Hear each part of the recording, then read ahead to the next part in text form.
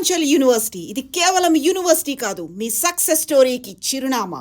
విశాఖపట్నం ఒక్కసారిగా ఉలిక్కి పడింది. ఎందుకంటే ఒక యువతిని అత్యంత దారుణంగా కిరాతకంగా హత్య చేసిన ఘటన వెలుగులోకి వచ్చింది. తన ప్రియురాల్ని అదేవిధంగా అతి కిరాతకంగా ముక్కలు ముక్కలుగా నరికేసి ఫ్రిడ్జ్లో సగ భాగాన్ని అదేవిధంగా ఇంకో సగ భాగాన్ని పట్టుకెళ్ళిపోయిన వైనం. ఇదంతా తెలిసిన తర్వాత ఒక్కసారిగా అందరూ కూడా ఒక ఆశ్చర్యానికి గురైన పరిస్థితి. వివరాలకు వస్తే విశాఖపట్నం జిల్లాకి చెందినటువంటి రవీంద్ర నేవీలో ఉద్యోగ విధులు నిర్వహిస్తున్నాడు. అదేవిధంగా మౌనిక అనే యువతతో పరిచయం ఏర్పడింది. ఇద్దరిది కూడా ప్రేమ వ్యవహారం నడుస్తుంది. ఆల్రెడీ ఎవరైతే ఉన్నారో నిందితుడు రవీంద్రకి మ్యారేజ్ అయింది. అయినప్పటికీ కూడా ఈ యువతతో ప్రేమ వ్యవహారం నడిపిస్తున్నాడు.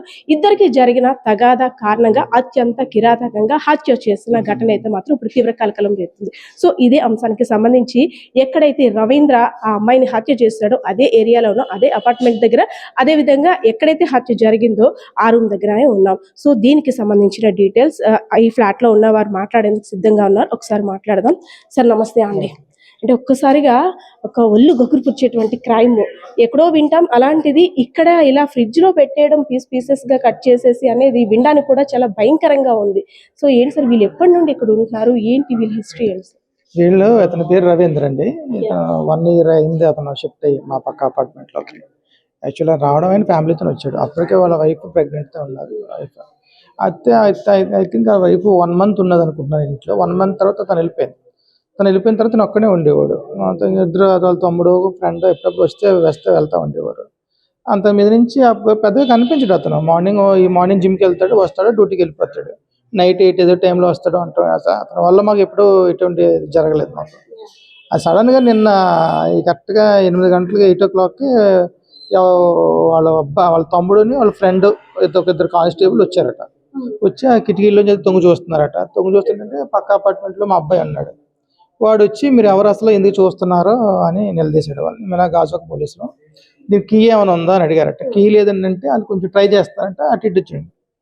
మా అబ్బాయి నాకు ఫోన్ చేశాడు. ఫోన్ చేసి డాడీ ఎవరు వచ్చారు డాడీ అంటే వాళ్ళు ఏం చేయొద్దని చెప్పి నేను వస్తున్నాను అంటే నా హ్యాండ్ ఓవర్లో ఉంటుంది ఇది ఈ అపార్ట్మెంట్. నేను ఓనర్, నా ఫ్రెండ్, నా హ్యాండ్ ఓవర్లో ఉంటుంది ఇది. బై ఫోర్స్ ఎంట్రీ ఏం చేయకండి, నేను వస్తానని చెప్పి నా ఆఫీస్ నుంచి ఇంటికి వచ్చాను. ఇంటికి వచ్చినాక వాళ్ళు 4 ఉన్నారు. అంటే ఏంటి అని అడిగాను. లేదండి వాళ్ళ బ్రదరు ఎవరికి అమ్మాయిని చంపిస్తాను అన్నాడంట, ఇంట్లో ఉందేమో డౌట్ అన్నాడు. సరే వాళ్ళ తమ్ముడు మళ్ళీ అతనికి ఫోన్ చేశాడు. ఫోన్ చేసి లేదండి నేను సరదాగా అన్నాను, అటువంటిది ఏమీ లేదురా అన్నాడు. అయినా కూడా వాళ్ళ బ్రదర్కి కాన్ఫిడెంట్ ఖచ్చితంగా వాడికి తెలుసు బాడీ అందులో ఉందని చెప్పేసి సరే అని చెప్పి పగలు కొట్టకండి, కొంచెం ఎక్స్పెన్సివ్ డోర్లు కదా పగలు కొట్టకండి, అంతమంది నిజమో తెలియదు కదా మనకి అని కార్పెంటర్ని పిలిచి వాటి కార్పెంటర్ ఇదిగో చెత్త ఇదిగో కింద ట్రై చేశాడు. అవలా. అప్పుడు ఈ పూజ గది అందులోంచి లోపలికి అతనికి వేరే కుర్రాన్ని పంపించాం. చిన్న డోర్లోంచి వెళ్ళి డోర్ ఓపెన్ చేసాం. డోర్ ఓపెన్ చేసిన తర్వాత లోపలికి వెళ్తే అంతా నీట్గా ఉంది, ఎక్దమ్ నీట్గా ఉంది. ఇట్లా స్మెల్ కూడా ఏమి లేదు, నీట్గా ఉంది. అందరూ ఊపిరి పీల్చుకున్నాం. ఓకే సరదాగానే ఉంటాడు బోసేసి. అయిన పోలీసులు వచ్చారు కదా, వాళ్ళు కొంచెం అటు ఇటు అవి చేస్తారు కదా. ఆ కింద ఉన్న పెట్టి ఎప్పుడైతే కిందకి లాగాడో అందులో బ్లాక్ కవర్లో పార్ట్స్ దొరికి ఇంకా చూసి అందరం బయటకు వచ్చాం. ఆ తర్వాత మళ్ళీ ఫారెన్సిక్ ల్యాబ్ వచ్చింది నైట్ 11:30కి. వాళ్ళు ఫ్రిడ్జ్ ఓపెన్ చేస్తే ఫ్రిడ్జ్లో కొన్ని పార్ట్లు ఉన్నాయని, మార్నింగ్ తర్వాత హెడ్ లేదని చెప్పింది. తర్వాత అరౌండ్ 11:30కి ఎప్పుడు ఆ రవీంద్రని పోలీసులు తీసుకొచ్చారు, ఇన్వెస్టిగేషన్కి ఇక్కడికి తీసుకొచ్చారు. వాళ్ళు తీసుకొచ్చిన తర్వాత మళ్ళీ వాళ్ళకి ఏ నిజాలు చెప్పాడు. అతను తల కాల్చేసాను అనడం అవన్నీ కొంచెం చెప్పాడు. మనకు అంతవరకు తెలుసు. సార్, ఎవరైతే ఈ అమ్మాయి మౌనిక అని అదే హత్య చేయబడ్డ యువతి ఉందో గతంలో ఎప్పుడైనా చూసారా అమ్మాయిని? ఎప్పుడంటే ఒక్కసారి December 31st నైట్ మా వైఫ్ చూసానని చెప్పింది. అది కూడా ముగ్గులు వేసుకుంటుంటే బయట. అప్పుడు ఒకసారి చూసాను అమ్మాయిని.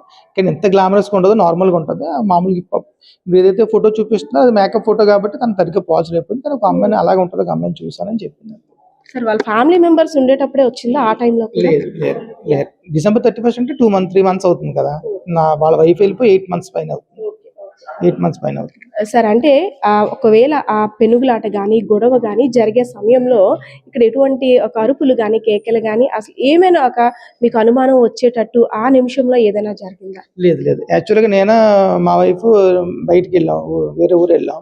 మా అబ్బాయి కాలేజీకి వెళ్ళిపోయాడు, వాళ్ళకి ప్రాక్టికల్ ఏదో అని చెప్పి. పాప ఒక్కరితో ఉంది. తను హెడ్సెట్ పెట్టుకుని ఉంటుంది ఎక్కువ శాతం. తర్వాత ఇండస్ట్రీ పక్కన ఉండడం వల్ల మ్యాక్సిమం అందరం డోర్ క్లోజ్ చేసుకుంటాం. ఆ ధూళి ధూళి గురించి. సో దానివల్ల ఎవరికీ తెలియదు. పైగా వాళ్ళ ఇంట్లో ఎప్పుడు టీవీ కూడా పెట్టుకోరు. ఆ సౌండ్ కూడా మాకు వినపడదు. ఒక్కడే ఉంటాడు. వైఫ్ అండ్ హస్బెండ్ ఎలా ఉండేవారు? వాళ్ళు అన్యోన్యంగా ఉండేవారా? గొడవలు ఉండేవా? వాళ్ళు బాగానే ఉండేవారు. ఒక్క మంతే కదా ఆవిడ ఉంది. అంటే ఇంత క్రైమ్ ఆలోచనతో ఆలోచించాడు కదా, అతని ఆలోచన ముందు నుండి కూడా ఒక ర్యాష్ బిహేవియర్ గానీ అలా ఉండేది ఏమైనా? లేదు లేదు, చాలా స్మార్ట్గా ఉండేవాడు, పద్ధతిగా ఉండేవాడు. తల దించుకుని కిందకి వెళ్ళేవాడు. ఎందుకంటే వాళ్ళ పార్కింగ్ మా పార్కింగ్ పక్కనే. వాడికి 2-3 బైక్స్ ఉండేవి, చాలా ఎక్స్పెన్సివ్ బైక్లు ఉండేవి. మా అబ్బాయి అతనితో మాట్లాడతాడు ఆ బైక్ల గురించి, అంతే. అంత అదిగానే ఉండడు. చాలా మంచివాడు, మంచి వ్యక్తి. ఎవరి విషయం తలదూచడం కానీ. మేము చాలాసార్లు మేము కింద ఫంక్షన్లకు కానీ, వినాయక చవితి ఫంక్షన్కి కానీ, భోజనానికి కానీ రమ్మంటే వచ్చేవాడు కాదు. చందా ఇచ్చేసేవాడు, డొనేషన్ ఇచ్చేవాడు, కానీ ఎప్పుడూ రాలేదు. వాళ్ళ ఫ్రెండ్ ఒకసారి వచ్చాడు అంతే, ఎవరు రాజు. తెలియగానే ఒక్కసారిగా భయంకరమైన వాతావరణం అంటే ఎప్పుడు ఇలాంటిది ఈ ప్రెమిసెస్ లో గానీ, వార్తలు ఎక్కడో చూస్తారు కానీ ఈ ప్రెమిసెస్ లో ఇలాంటివి అనేది జరగలేదు. అందులోని ఒక పీసెస్ గా కట్ చేసి అంటే చాలా కిరాతకంగా ఒక క్రైమ్ సైకాలజీతో ఆలోచించాడంటారా? అదే కదా, ఇప్పుడు ఏదైతే బాడీ దొరికిందో బెడ్రూమ్ మా బెడ్రూమ్ పక్క పక్కనే ఉంటాయి. మరి మేము నైట్ అంతా ఎలా ఉంటాం ఆలోచించండి ఒకసారి. ఆ బెడ్రూమ్ ఆనుకుని ఉంటాయి. ఆ బెడ్రూమ్ కిందే పీసెస్ ఉన్నాయి, దాని పక్కనే మా బెడ్రూమ్. మరి నైట్ అంతా మేము హాల్లో పడుకున్నాం. అంత భయం వేసింది. భయం వేయడం అంటే ఇంకా తప్పదు. ఇంకా న్యాచురల్ డెత్ అనుకోండి, ఏదో ఉండదు.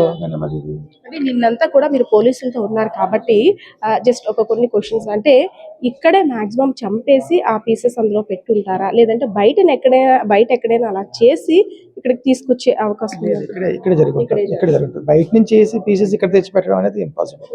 ఎందుకంటే సీసీ కెమెరాల్లో కవర్లు పట్టడం అన్ని రికార్డింగ్ అవుతాయి కాబట్టి ఇక్కడే. బ్లడ్ మార్క్స్ కానీ అవేమీ లేకుండా నీట్ గా క్లియర్ చేసేసారు. ఎక్దమ్ నీట్ గా ఉంది. మా ఇల్లు ఎలా ఉందో ఆ ఇల్లు అలాగా ఉంది. నేను చూసాను కాబట్టి అసలు ఏ బ్లడ్ మార్క్స్ కానీ, ఈవెన్ స్మెల్ కానీ ఏమి లేదు. మీరు చూడొచ్చు, లోపలికి మీరు చూడొచ్చు. ఇక్కడ నుంచి చూసారు ఆ కనబడుతున్న ఫ్రిడ్జ్ లోనే పార్ట్స్ ఉన్నాయి, ఇంకా పట్టుకెళ్ళలేదు వాళ్ళు. ఇక్కడ చూడండి, ఫ్రిడ్జ్ కనిపిస్తుంది. ఆ ఫ్రిడ్జ్ లోనే ఉన్నాయి పార్ట్స్. ఇంకా లాక్ చేస్తుంది, ఇంకా పట్టుకెళ్ళలేదు. మనం ధైర్యంగా వచ్చి ఇక్కడ వచ్చి మాట్లాడుతున్నాం. నైబర్స్ చెప్తున్న దాన్ని బట్టి చూస్తుంటే ఇంకా ఫ్రిడ్జ్ లోనే పార్ట్స్ కూడా ఉన్నాయి. నిన్న వాళ్ళు వచ్చేటప్పటికి ఆ పార్ట్స్ అన్ని కూడా అంటే ఏదో సరదాగా అన్నాడేమో, అలా ఫోన్ చేసి ఉంటాడేమో అనుకుంటారు కానీ ఇలా అయితే జరిగి ఉండకపోవచ్చు. ఎందుకంటే ఫస్ట్ నుండి కూడా తన మెంటాలిటీ అటువంటిది కాదు. చాలా మంచిగా అందరితో కూడా ఫ్రెండ్లీ నేచర్తో ఉన్నటువంటి ఆ రవీంద్ర ఇలా చేస్తాడని అనుకోలేదు. అయితే ఒక్కసారిగా పోలీసులు ఫ్రిడ్జ్ ఓపెన్ చేసేసరికి మేము కూడా షాక్ కి గురయ్యాం. పీసెస్ అన్ని కూడా అందులో ఉన్నాయి. సో గతంలో ఎప్పుడు కూడా ఇలాంటి డిస్టర్బెన్సెస్ రాలేదు. అదే విధంగా వైఫ్ తో కూడా చాలా సఖ్యంగా ఉన్నటువంటి రవీంద్ర ఎందుకు ఇలా చేశాడో అర్థం కాలేదు. విజయనగరం జిల్లా రాజాం నియోజకవర్గానికి చెందినటువంటి రవీంద్ర నేవీలో ఒక ఉద్యోగిగా విధులు నిర్వహిస్తున్నాడు. అదే విధంగా కొన్నాళ్ళుగా ఈ యువతితోటైతే మాత్రం ప్రేమ వ్యవహారం కొనసాగుతుంది. నిన్న అంటే ఇద్దరికి కూడా కాస్త వాగ్వివాదం, అదే విధంగా ఘర్షణ వాతావరణం కూడా చోటు చేసుకుంది. అందులోని ఆ పెనుగులాట్లోని ఎవరైతే ఈ రవీంద్ర ఉన్నాడో ఆయన యొక్క ఐడి కార్డు కూడా మౌనిక తీసుకోవడంతో మరింత అంటే ఉగ్ర రూపం దాల్చినటువంటి రవీంద్ర ఎలా అయినా చంపేయాలని ఆలోచనతో ఆ క్షణికావేశంలో చేసిన ఆ తప్పిదం నిజంగా ఇప్పుడైతే మాత్రం ఒక్కొక్కరిని భయభ్రాంతులకు గురి చేస్తుంది. సో దీనికి సంబంధించి మరిన్ని డీటెయిల్స్ అయితే మాత్రం పోలీసులు కూడా తెలిపే అవకాశం ఉంది.